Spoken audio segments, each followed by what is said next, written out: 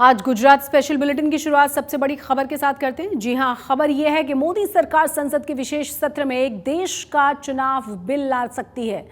सूत्रों से जो खबर मिल रही है वो ये कि one nation one election bill लाया जा सकता है। वन नेशन वन इलेक्शन का मतलब है कि पूरे देश में एक साथ ही लोकसभा और विधानसभा के चुनाव कराए जाएं। इसके साथ साथ खबर ये भी मिल रही है कि संसद के स्पेशल सेशन में यूनिफॉर्म सिविल कोड और विमेन रिजर्वेशन बिल भी लाया जा सकता है।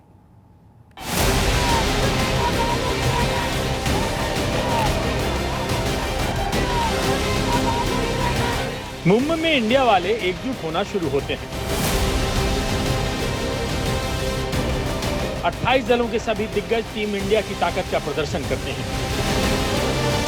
राहुल गांधी से लेकर सोनिया गांधी तक, नीतीश कुमार से लेकर लालू प्रसाद यादव तक, ममता बनर्जी से लेकर अरविंद केजरीवाल तक, तमाम दिग्गज मुंबई पहुंच जाते हैं और तभी एक विस्फोटक खबर आती है। जी हां, मोदी सरकार ने संसद का विशेष सत्र 18 से 22 सितंबर को बुलाया है। मोदी का यह कौन सा मास्टर स्ट्रोक है? इंडिया वाले या फिर सियासत पर बारीकी से नजर रखने वाले कुछ समझ पाते हैं। एक और विस्फोटक खबर आती है। जी हां, सूत्रों के हवाले से कहा जाता है कि संसद के स्पेशल सेशन में वन नेशन वन इलेक्शन यानी एक देश एक चुनाव का बिल लाया जा सकता है। इसके बाद तो सारी सियासत एक देश एक चुनाव पर ही फोकस हो जाती है।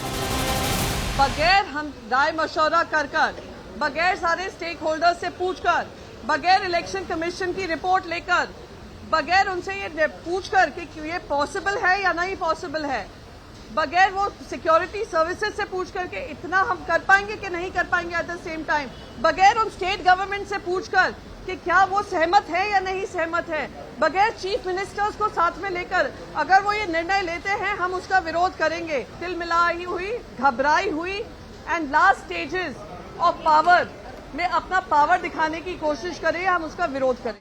एक बात स्पष्ट रूप से मैं कह देना चाहता हूं, भारतीय जनता पार्टी जनता और जनता का विश्वास खो चुकी है। चाहे वो जितना भी प्रयोग कर ले, अब देश की जनता भारतीय जनता पार्टी की राजनीति पर विश्वास करने वाली नहीं है। हम आपको बता दें कि पीएम मोदी राज्यसभा में वन नेशन वन इलेक्शन की बात पहले ही कह चुके हैं। चुनाव के रिफॉर्म्स की भी काफी बातें हुई हैं। हम 52 से लेकर के आज तक लगातार चुनाव में रिफॉर्म होते ही रहे और होते रहने चाहिए। और मैं मानता हूं इसकी चर्चा भी लगातार होती रहनी चाहिए। उसके अंदर खुले मन से चर्चा होनी चाहिए, बंधे मन से होने की कोई जरूरत नहीं है। लेकिन आउटराइट ये कह देना कि एक देश एक चुनाव के हम पक्ष में नहीं है, अरे चर्चा तो करो भाई, आपके विचार होंगे। हम चीजों को स्थगित करो। मैं मानता हूं जी कि जितने बड़े बड़े नेता हैं, व्यक्तिगत जब भी मिला हूं, सबने कहा यार ये बीमारी से तो मुक्त होना चाहिए। ये एक बार 5 साल में एक बार चुनाव आए, महीना 2 महीना चुनाव का उत्सव चले, फिर सब काम में लगे। ये बात सबने बताई है। सार्वजनिक रूप से स्टैंड लेने में दिक्कत होती होगी। क्या ये समय की मांग नहीं है कि हमारे देश में कम से कम मतदाता सूची तो एक हो? पहले 18 और 21 दो मतदान के अलग अलग होने के कारण अब 18 सबका मतदान है। आज देश का दुर्भाग्य है, जितने चुनाव उतनी मतदाता सूची। कितना देश का खर्च हो रहा है, कितना मैन पावर उस मतदाता सूची में लग रहा है। राज्य और केंद्र मिलकर के कानून बनाए और तय करे भाई एक ही मतदाता। और मैं बताता हूं, पंचायतों के चुनाव वाली मतदाता सूची होती है, उसमें एक भी मतदाता छूटता नहीं है। वन नेशन वन इलेक्शन के पीछे तर्क ये है कि चुनावी प्रक्रिया में बहुत ज्यादा खर्च होता है। पूरे देश में एक साथ चुनाव होने पर समय और धन दोनों की बचत होगी। सिर्फ राज्यसभा से ही नहीं, पीएम मोदी लाल किले से वन नेशन वन इलेक्शन की बात कह चुके हैं। हमने वन नेशन वन टैक्स उस सपने को साकार किया। उसी प्रकार से पिछले दिनों ऊर्जा के क्षेत्र में वन नेशन वन ग्रिड, इस काम को भी हमने सफलतापूर्वक पार किया। उसी प्रकार से one nation one mobility card, इस व्यवस्था को भी हमने विकसित किया। और आज देश में व्यापक रूप से चर्चा चल रही है, एक देश एक साथ चुनाव। ये चर्चा होनी चाहिए। लोकतांत्रिक तरीके से होनी चाहिए और कभी न कभी एक भारत श्रेष्ठ भारत के सपनों को साकार करने के लिए और भी ऐसी नई चीजों को हमने जोड़ना होगा। हालांकि कहा यह भी जा रहा है कि 5 दिन के संसद के विशेष सत्र में मोदी सरकार यूसीसी यानी समान नागरिक संहिता बिल और विमेन रिजर्वेशन बिल भी ला सकती है। आज तक ब्यूरो। गुजराती बिजनेसमैन गौतम अडानी पर लगातार हमला कर रहे राहुल गांधी ने अब एक नई रिपोर्ट के हवाले से एक बार फिर से मोदी सरकार पर हमले किए हैं। दरअसल खोजी पत्रकारों के संघ OCCRP ने अडानी ग्रुप पर कई गंभीर आरोप लगाए हैं, जिसने राहुल गांधी को एक और ब्रह्मास्त्र दे दिया है।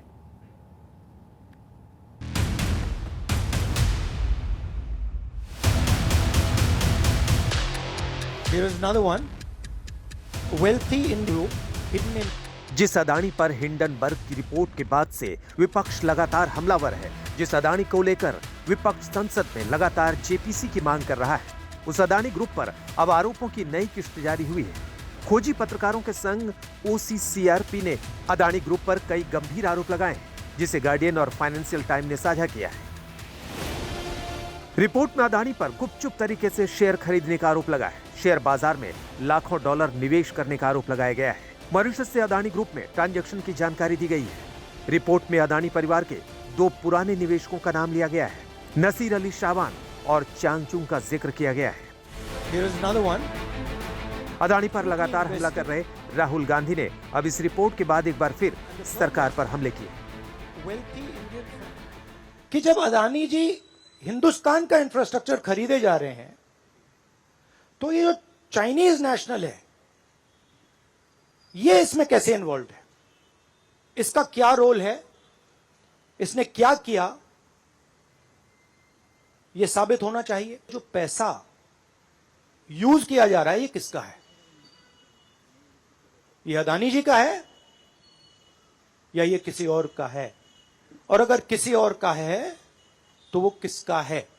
तो ये हिंदुस्तान की इमेज को डैमेज कर रहा है और इसीलिए प्रधानमंत्री को एकदम एक्शन लेना चाहिए और कहना चाहिए कि हां, हम जेपीसी लागू करेंगे, जेपीसी इसको इन्वेस्टिगेट करेगी और फुल स्केल इन्वेस्टिगेशन होगा अडानी जी। हालांकि इस रिपोर्ट के बाद अडानी ग्रुप की ओर से भी सफाई आई, जिसमें आरोपों को खारिज किया गया। दुनिया में OCCRP के आरोपों को अडानी ग्रुप ने गलत करार दिया। 2 विदेशी निवेशकों के जरिए इनसाइडर ट्रेडिंग के आरोप को गलत बताया, आरोपों को पुराना और रिसाइकिल किया हुआ बताया। अडानी ग्रुप ने कहा कि न्यायिक जांच में कुछ भी गलत नहीं मिला। विदेशी निवेशकों की जांच सेबी के पास होने की बात कही। एससी कमेटी की जांच में शेयर होल्डिंग नियमों का उल्लंघन नहीं मिलने का दावा किया।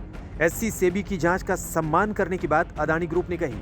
रिपोर्ट को फिर से पैसा बनाने की साजिश करार दिया। शॉर्ट सेलर्स की कई एजेंसियों के पास जांच होने की बात अडानी ग्रुप ने कही है।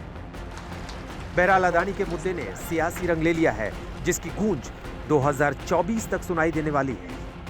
आज तक ब्यूरो। गुजरात में भगवान हनुमान की जिस मूर्ति का अनावरण खुद गृह मंत्री ने किया था, आज उसी मूर्ति पर विवाद खड़ा हो गया है। बोटाद जिले में स्थित किंग ऑफ सालंगपुर के नाम से मशहूर इस मूर्ति को लेकर बवाल क्यों मच गया है, इस रिपोर्ट के जरिए जानिए। ये गुजरात के बोटाद जिले में स्थित हनुमान जी की सबसे बड़ी भव्य प्रतिमा है। 54 फीट बड़ी इस प्रतिमा को किंग ऑफ सालंगपुर के नाम से भी जाना जाता है। इस भव्य मूर्ति का अनावरण गृह मंत्री अमित शाह ने 30 अप्रैल को अपने हाथों से किया था, लेकिन इस मूर्ति के नीचे बनी पेंटिंग को लेकर साधु संत समाज कड़ा विरोध जता रहे हैं। इस पूरे मामले में बवाल तब मचा जब कथावाचक मुरारी बापू ने अपनी कथा में इस पेंटिंग का जिक्र किया। इसके बाद साधु संत समाज ने हनुमान जी को दास के तौर पर दिखाए जाने को लेकर विरोध जता रहे हैं। कपट और फरेब चल रहा है। हमारे सौराष्ट्र में एक जगह हनुमान जी की इतनी सुंदर बड़ी मूर्ति, हम तो खबर नहीं इतनी बड़ी मूर्ति है, तो नीचे हनुमान जी की मूर्ति और नीचे हनुमान जी उनके किसी महापुरुष को प्रणाम करते हुए, सेवा करते हुए दिखाए। ये सब हीन धर्म है। अब सोचो, समाज को जागरूक होने की बहुत जरूरत है। लोग मुझे कहते बापू आप कुछ बोलो, मैं बोला तब मेरे साथ कोई नहीं बोला, अब तुम बोलो। सारा विवाद हनुमान जी की भव्य प्रतिमा के नीचे लगी कुछ पेंटिंग्स है, जिसमें हनुमान जी को दास के तौर पर हाथ जोड़े दिखाया गया है। इसी पेंटिंग को लेकर साधु संत समाज पेंटिंग को हटाए जाने की मांग कर रहे हैं।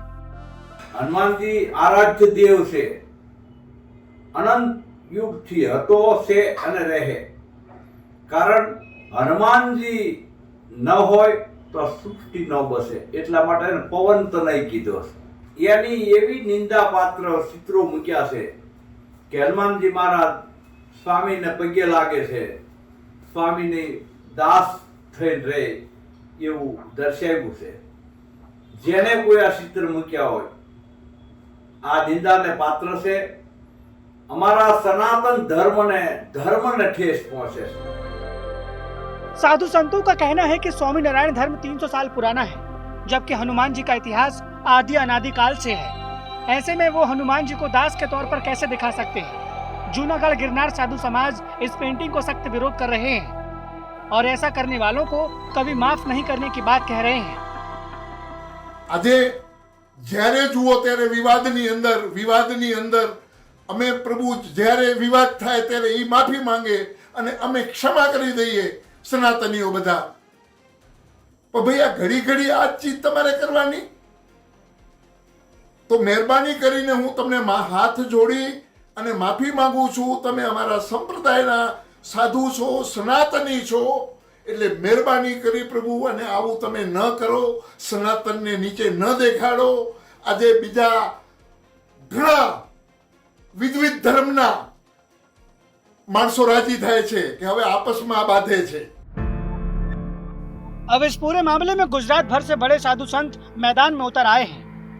बनासकांठा के संत जानकी दास ने 72 घंटे में विवादित पेंटिंग को नहीं हटाए जाने पर कानून को हाथ में लेने की बात कह रहे हैं।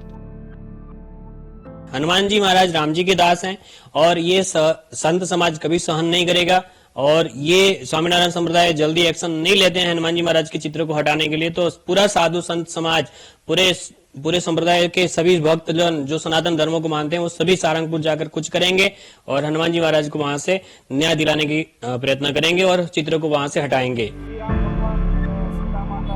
उधर राजकोट बार एसोसिएशन के वकील रवि राठौड़ ने सालंगपुर हनुमान मंदिर, स्वामी नारायण कुंडल धाम मंदिर, नीलकंठ धाम पोईचा को लीगल नोटिस जारी किया है।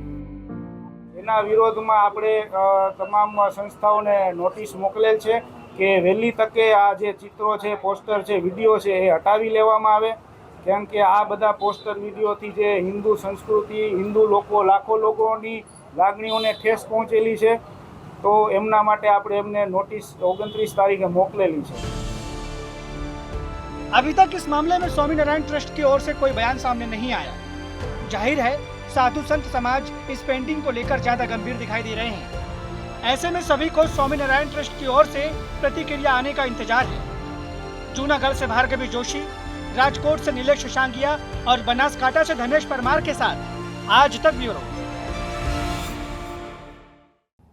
वडोदरा में व्हाट्सएप ग्रुप के जरिए सांप्रदायिक नफरत फैलाने के मामले में पुलिस का एक्शन लगातार जारी है। इस केस में पुलिस ने 5 और लोगों को गिरफ्तार कर लिया है। ये 5 लोग भी आर्मी ऑफ मेहदी नाम के व्हाट्सएप ग्रुप में सक्रिय मेंबर के तौर पर काम कर रहे थे। इस ग्रुप के निशाने पर वो मुस्लिम लड़कियां होती थी जो दूसरे मजहब के लड़कों के साथ वडोदरा की सड़कों पर नजर आ जाया करती थी। जैसे ही ऐसी कोई लड़की दिखी, इस ग्रुप के मेंबर्स पूछताछ शुरू कर देते, उसे दूसरे मजहब के लड़की के साथ जाने से रोकते और नहीं मानने पर दोनों ही पिटाई भी करते और बाद में ब्लैकमेलिंग करके रुपए भी ऐंठा करते थे। 3 लोगों को पकड़ा और 3 ऐसे लोग, इनके मोबाइल फ़ोन को जब पूरा खंगाला गया तो उसके अंदर ये देखा गया कि ये लोग एक रिलीजन बेस्ड मोरल पुलिसिंग करने के लिए इन्होंने एक ग्रुप बनाया था, जिस ग्रुप में लगभग 500 लोग थे और इन्होंने पहले अपने ग्रुप का नाम रखा हुसैनी आर्मी। फिर कुछ चीज़ें इनके ग्रुप से लीक हुई तो इन्होंने नाम चेंज किया, फिर आर्मी ऑफ मेहदी रखा।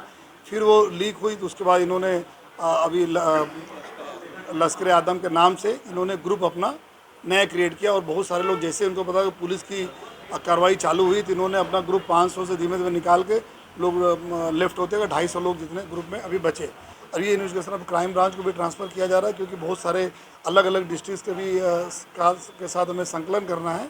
जामनगर में कांग्रेस की जन अधिकार यात्रा के दौरान एक वीडियो सामने आया है जिसमें प्रदेश अध्यक्ष शक्ति सिंह गोहिल को सवालों के घेरे में खड़ा कर दिया गया। दरअसल जामनगर पहुंचे शक्ति सिंह गोहिल एक बाइक रैली में शामिल हुए थे जिसमें उन्होंने खुद बुलेट चलाई।